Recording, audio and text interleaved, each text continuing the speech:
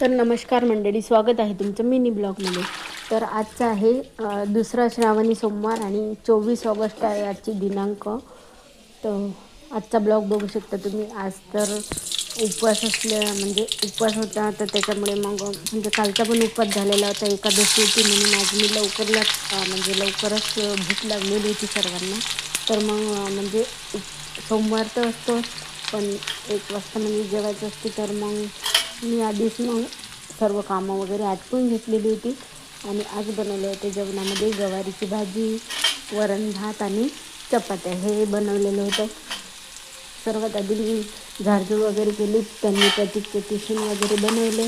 त्याच्यानंतर मग स्वयंपाक वगैरे बनवून घेतला आणि त्याच्यानंतर आज सोमवाराची म्हणजे महादेवाची पूजा घरीच मी करून घेतलेली होती. मंदिरात काही गेलेली नव्हती मी आज, आणि संध्याकाळी जाणार आहे मी मंदिरामध्ये.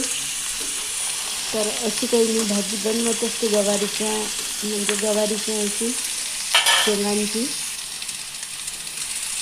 तर गवारीच्या शेंगा मस्त स्वच्छ धुवून म्हणजे तोडून घेतल्या आधी, नंतर मग धुवून घेतल्यानंतर मग असं कांदा वगैरे टाकून लसूण अद्रक सांबाराचा मस्त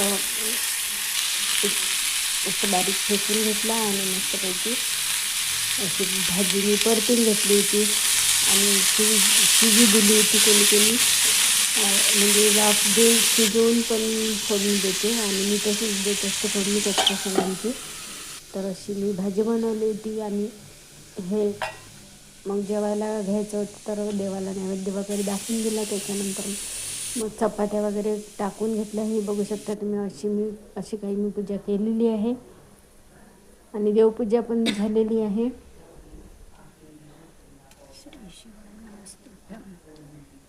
काकडी म्हणजे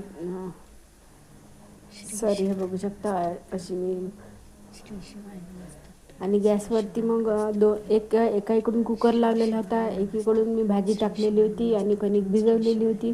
मग म्हटलं चला आता माझं बेल वगैरे वाहायचं राहिलं होतं, तर मग मी ते बेल आणि शिवमूठ वाळून घेतलेली होती 3 वेळा. म्हणजे आजची शिवमूठ होती तीळ, तर मग हे 3 वेळा अशी मूठ वाळून घेतलेली होती मी. आणि त्याच्यानंतर मग गॅस खाली झाल्यानंतर चपात्या टाकायला बसलेली होती आणि त्याच्यानंतर मग चपात्या वगैरे टाकून घेतल्या आणि देवाला नैवेद्य करून घेतला. कालची एकादशी असल्यामुळे आज 12च होती, तर मी दिवा रोडगा पण केलेला होता. आणि आज तर कालचा पण उपवास होता, आज 1 वाजता सोडून दिला मग. आणि आजचा सोमवार आहे. तर बाय सर्वांना. मिनी ब्लॉग कसा वाटला ते नक्कीच सांगा. तर बाय सर्वांना. श्री स्वामी समर्थ.